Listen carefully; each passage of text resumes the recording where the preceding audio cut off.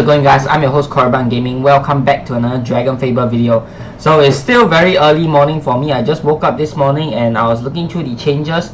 Right, so as you guys know, I already did the life and death challenge on yesterday's video, but there's another big part of this week's release that I want to cover. Usually I just cover it the next week along with next week's release, or I don't cover it at all if there's nothing big, especially for weekends whereby we get the in challenges. But this week I feel that it's something that I want to talk about because it's there's pretty big stuff, and as usual there's lots of drama and all that kind of shenanigans on the forums and on the Discord. So I feel that it's warranted that I make a separate video on it. So first off, first thing I want to talk about is the new DC weapons for this month. It's based off Dager's Legion. Obviously you can tell from the artwork style, it looks very AQ World-ish, and I definitely am a big fan of the Legion artwork. I really like the scythe. I think it will go really well with the Underworld Epoch armor, which I unfortunately do not have. But yeah, I think the scythe looks absolutely amazing. Both have similar stats, it's just different artwork styles.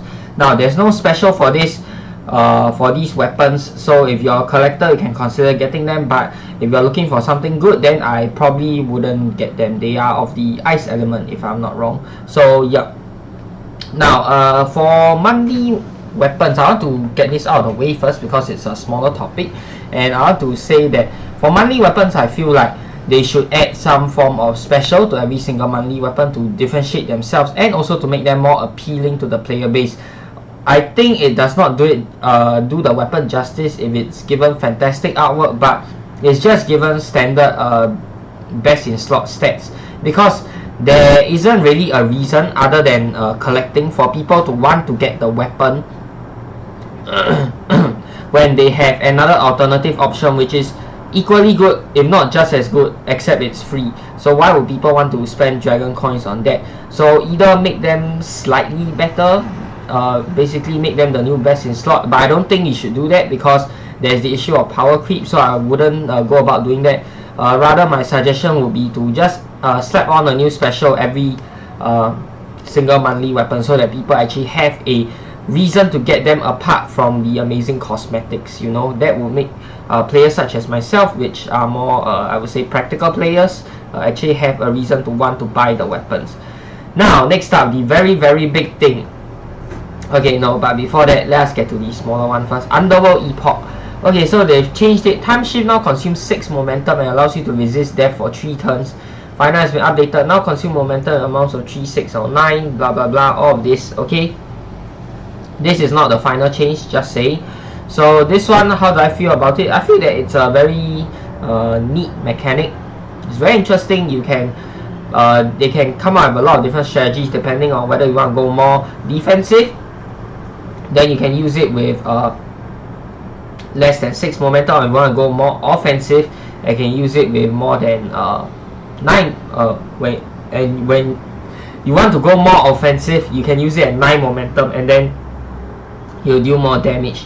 So actually, I'm quite a big fan of this change. I quite like this change, but they decided to change it again apparently because I don't know, people are unhappy or complaining. I don't think people were really talking about Underworld Epoch as much as they were talking about Chaos Reaver. So Underworld Epoch now, time shift has been reworked yet again, and it now begins each quest with a 9-turn cooldown.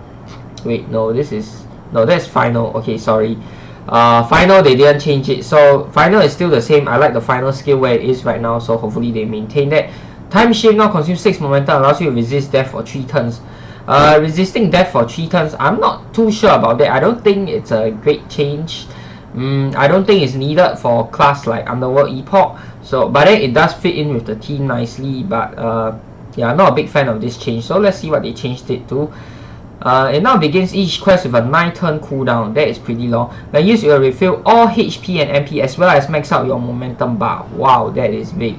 And it now has a 60-turn cross battle cooldown. That is crazy.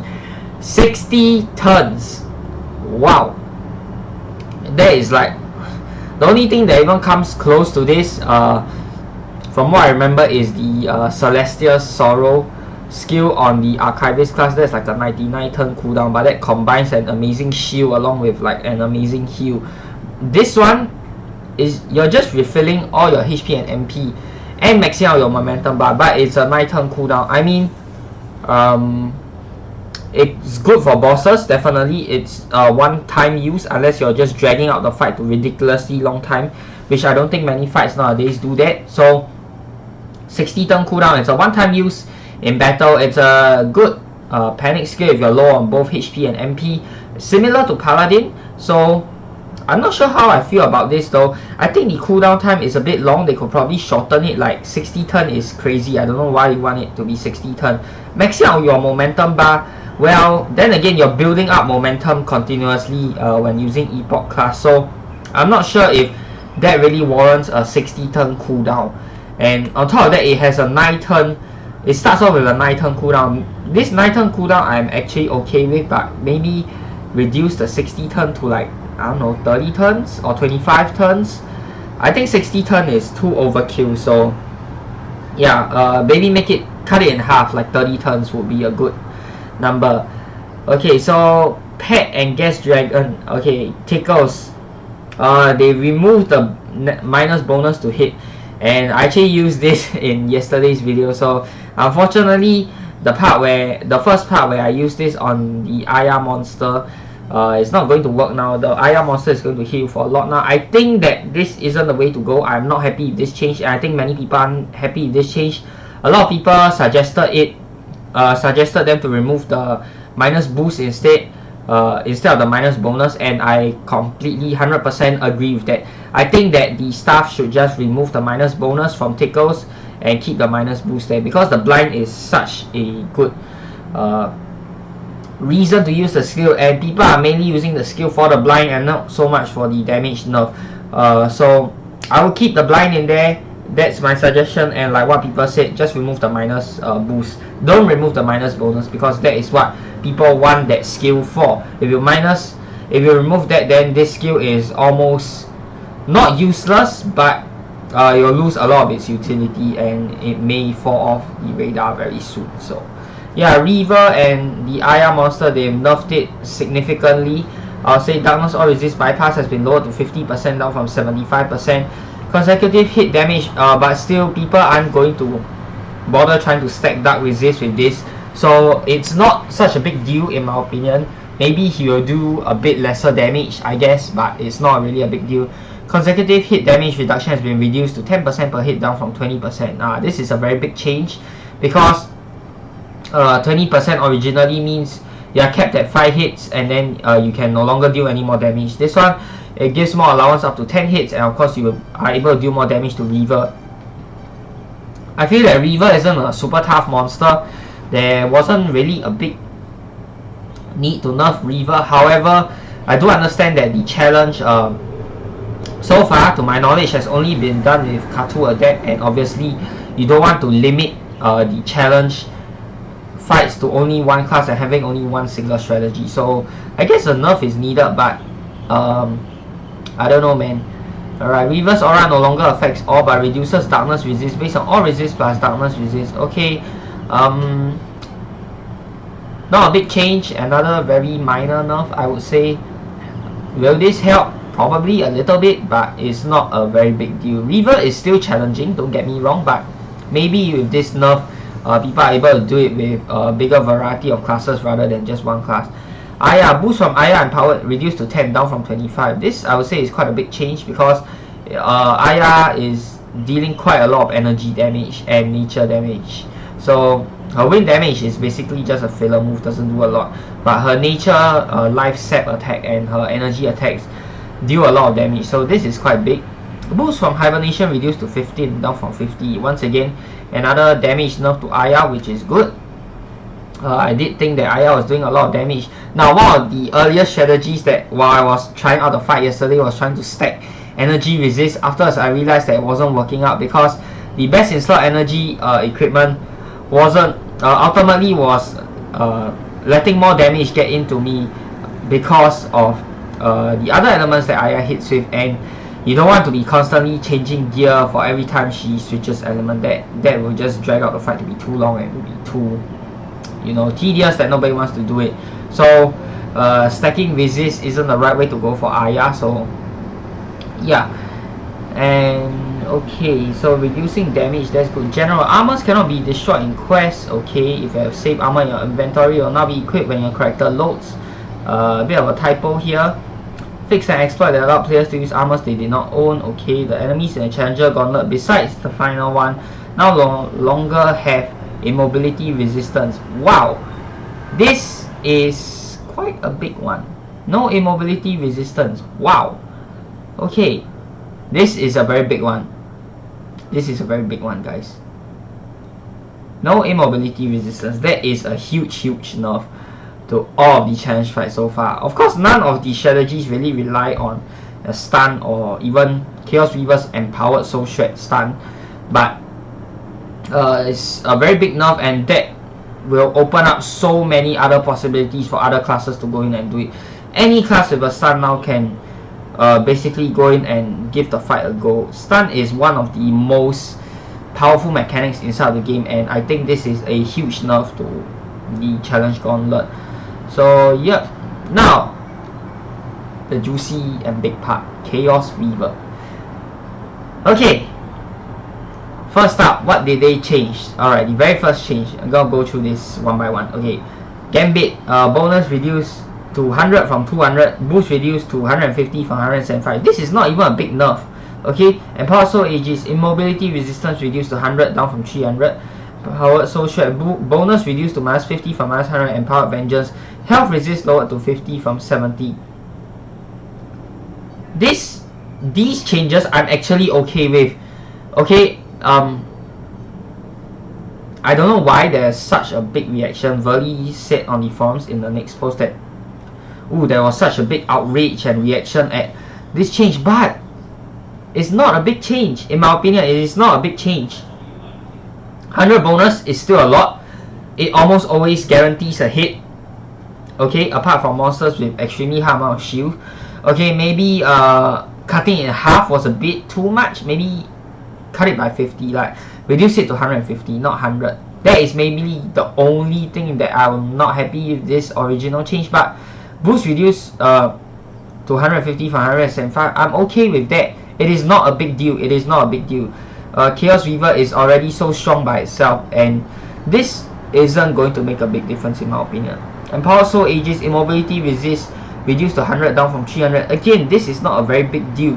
100 almost always guarantees that you are able to block a stun, except for monsters that reduce your all resist by 100, like Augur Him inside of the Int challenge. But other than that monster, 100 immobility resist almost guarantees you resist every single stun in the game. Like 99% of stuns in the game, you will resist them. So I'm not sure if this is even like a nerf. I would say it's more of to quell the super high power level of Chaos Reaver. I wouldn't really see it as a nerf, to be very honest. Next, Empowered Soul Shred, bonus reduced to minus 50 from minus 100. Let's be honest here. We all use Empowered Soul Shred for the guaranteed stun. The bonus effect, I didn't even notice the bonus reduction from Empowered Soul Shred. If you ask me honestly, I did not know that there was a bonus reduction for Soul Shred until this change came out. Yes, I know, I am not the best, I'm not the pro, I'm not one of those pro players out there, but I've never noticed and I've never bothered with Empowered Soul Shred's bonus reduction. I've always used it for the guaranteed stun and nothing else, and I believe that is the big part of it. So reducing the bonus, it is not a big deal for myself and for a lot of players. Now, Empowered Vengeance, health resist lowered to 50 from 70. Again, a very small change. I don't see all of these very small changes. In fact, it barely affects the class. It barely affects the class. Let me repeat myself. I don't think the class was even over nerfed. Okay, so I think these changes were fine. I don't know what is with the big reaction with other people out there. I think these changes were perfectly fine the way they are, and now they changed it again to something that I really don't like. Okay, I am fine with all of these changes, so I don't know what is with the big hoo-ha, and unfortunately now they changed it to something else that I am not a fan of. Right, so let's go through the current and newest changes right now. Many vocal players were unhappy about relatively minor damage nerfs. Verly, you couldn't be any more right. vocal players right here. Who are the vocal players? I'll let you guys decide. Relatively minor damage nerfs. Again, Verly, spot on. The damage nerfs were really minor, not even a big deal. As a result, the most visible change has been reverted, while Soul Shred no longer guarantees a stun in exchange. Okay, so the Soul Boost, they changed it back to the original one. But Soul Shred no longer guarantees a stun. Bonus increase to -75 up from -50. No, this is the change that I do not want. Everybody, literally everybody uses Soul Shred for the guaranteed stun. What is the point of Soul Shred if you can't guarantee a stun? I would rather they remove the bonus reduction completely, like just remove this blind completely. Just remove it, but keep the guaranteed stun. We want the guaranteed stun. That is what Soul Shred is for. Okay, not we, okay, myself. Okay, I don't know why you want to remove the guaranteed stun. That is literally one of the best parts of the class. Do I think it's overpowered? No, it's only a 1-turn stun. It's not a 3-turn stun. I don't think that makes the class overpowered. You can remove the bonus. I'm fine with that, but don't remove the guaranteed stun, because I think that is a very big part of the class's playstyle, and is one of the very few defensive options that this class has. So if it no longer guarantees a stun, then honestly I don't see the point of this skill. Just remove it. Please bring back the stun. I know I'm just a very small content creator, not even 1,000 subscribers, right? But I hope that my voice can make a difference. I want the stun back. Okay, I want the guaranteed stun back. Okay, so that is basically it for the Chaos Weaver changes. And yeah, my suggestion would be keep all of this except this one, bonus to hit, increase it to 150. This one, the boost, I'm okay with that. Soul Aegis, okay with that. Soul Shred, if you want to nerf it down, okay. Remove the blind, don't remove the freaking guaranteed stun. I want the guaranteed stun. Okay, and Power Vengeance, I'm fine with this. So yeah, it's still a nerf to the class, but I don't want the guaranteed stun to be removed. That is one of the biggest parts of the class, and one of the few defensive options that the class has, apart from Soul Aegis, which is literally the only one that I can think of. So yeah, please keep the guaranteed stun back if you are listening, and if you think my voice is big enough to make a change, please bring back the guaranteed stun. I want that. I know many pro players are against this, but for myself, I want it, and I believe a lot of the many other players. Okay, so there's two camps. Okay, I believe a lot of other players also want that guaranteed stun in there. Okay, so next up, going to talk about balancing in general for the game. Now, I've read through the forums and a little bit of Discord. Okay, mostly the forums, and I saw that many people were unhappy that the staff has taken this approach to, like, you know, releasing a super OP class once people spend their money on it, and then they, you know, nerf it to the ground. That is basically been the case for a lot of the games that I play. In fact, almost every game that I played, they release a super broken, super strong, super OP item, people spend their money on it, and then they nerf it to the ground. Do I think this is the right approach? No, I completely disagree. I do not think this is the right approach at all. So I believe the staff has to tread very carefully about how they want to go about doing things. I am never a fan of nerfs, okay? I've expressed many times before in the past. If the item is strong, then change up other items. Don't nerf the item, especially if it's a paid item. I can see the grievances. I understand the grievances of some of the people on the forums who have expressed anger at this. Like, don't nerf something that you release to be strong and then nerf it into the ground later. Many people don't like that because it's, I would say to some it is a scummy move, okay, scummy move. But not saying that the developers are bad or anything. Dove and Verly, they did a great job at running DragonFable, but I think that for paid items especially, you shouldn't do this, because give some time for alpha testing. After the testing period, there shouldn't be any more changes. You shouldn't touch it, or shouldn't have any super big changes like this one, you know. Okay, when you first release the class, yes, you can do as many changes as you want during testing, but once the testing period is over, there shouldn't be any more big changes like this, because it really ruins it for people who spend their money and to buy it, and only to realize that it's going to, only for them to not realize that it's going to receive a big nerf later. You know, somebody also suggested like having separate versions of a class. I know this is more work, definitely, similar to Doom Knight V1 and V2. Keep the V1 there. Those who got it initially, they can still keep it, but have a V2. Okay, not saying that you completely rework V2. Use the V2 as a nerfed version. Okay, so people who were not there during the alpha phase or the testing phase of the class, people who did not get V1 while it was still in testing phase, they are unable to get that broken version of the class anymore after that testing period. Then you can release a V2 version whereby people can where you can do as many balance changes as you want to it, and everybody has access to it if they want it. So do it something similar to Doom Knight. That's my opinion. It's just that you don't need to completely rework the class. Just have it such that the broken OP version that people very excitedly threw all their money into during the testing phase, let them keep it.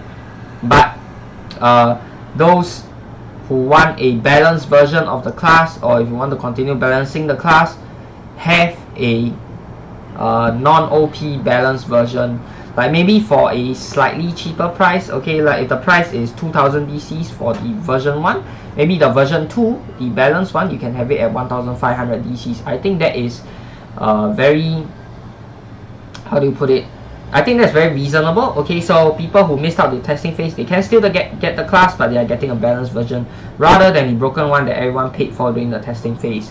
So after the testing phase, don't allow people to buy the version 1 anymore, and don't make any more changes to a version 1. So during the testing phase, you can still make as many changes as you want to version 1, but after the testing phase, stop all changes for version 1 and let people keep what they have and what they paid for. That is my suggestion. Okay, I think it's the best way to satisfy both camps. People who want a balanced version of the class, they can have it.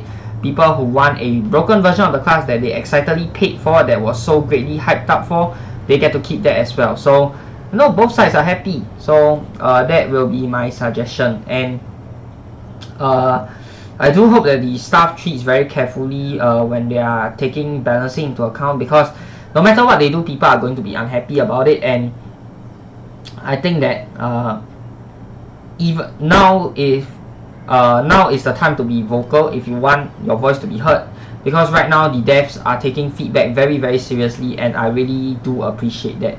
So please be kind to them, you know, don't make any personal attacks or whatnot. The staff is trying their best to do what they think is the best for the game. So please be understanding, don't be rude, please be polite when posting your suggestions, whether it's in the forums, whether it's in the discords, whether you're just giving your opinions, you know, be polite. And if you have a large enough voice, I'm sure the staff will listen to you. And if you really want something in the game, then speak up about it. If you don't have a forums account, I know I have one, but that was like the last time I used it was almost 10 God knows how many donkey years ago. I already forgot my password. Okay, you should create one and speak out on the forum. Let them know what you want. Alternatively, you can join the DragonFable Discord, and if you see Verly online and they are discussing about this, you can hop into the discussion. But don't expect them to look at all of the waves of messages at any other time. So right when the stuff is released, that's when the devs are most active on the Discord. You guys can talk to them there, and then, you know, share your opinions and thoughts about the changes. Unfortunately, I wasn't there right when this balance change dropped, so yeah, that's why I'm releasing this video now. I hope that the staff takes into account my suggestions, and yeah, that's basically all I have to say. Boy, this is a very long ranty video. I hope oh man, almost 25 minutes long. What else do I want to say? Oh my god, there's still stuff I want to say, but I can't remember. Jeez. Oh yes, one last thing I would like to address. Many of the pro players are more vocal in this game, especially on the Discord and the forums. I don't consider myself a pro player, I'm definitely not, but I don't consider myself a casual player either. I'll consider myself somewhere in between. I'm semi-pro, semi-casual. I'm not super casual to the point whereby I don't care about the challenge fights. I'm not super pro to the point whereby I come out with the best strategies for the challenge fights. I consider myself somewhere in between. I do both challenge videos and the normal releases. I don't think any other DragonFable YouTuber does that. They either just focus on the challenge fights or they just do the story releases. So I do both, and I feel that the casual player base is more soft-spoken in this aspect. Please speak up more. Okay, we would like to hear more opinions from you guys, definitely. And I hope that the casual player base finds their voice and speaks up more, because I don't think it should just be the pro community driving the devs in the direction that they would like to see the game. I personally am not a fan of that. Also, I don't think the pro community should be the one deciding where the devs should be the one deciding the direction of the games, because the pro community is still a very small and very niche community. Majority of the players are casual players, and I feel that you should definitely listen to the casual players as well if their suggestions make sense. I know that most of them, they give not so bright suggestions because they don't play the game as often, but they are still your players, and I dare say that your casual player base is way larger than your pro player base. So you should definitely listen to the casual player base as well to see what they want, and strike a balance from there. So that is it for this video. I hope you guys have enjoyed. If you have, be sure to give it a thumbs up, and of course subscribe to my channel for more such future content. Till the next time, I'm your host Korriban Gaming. Peace out.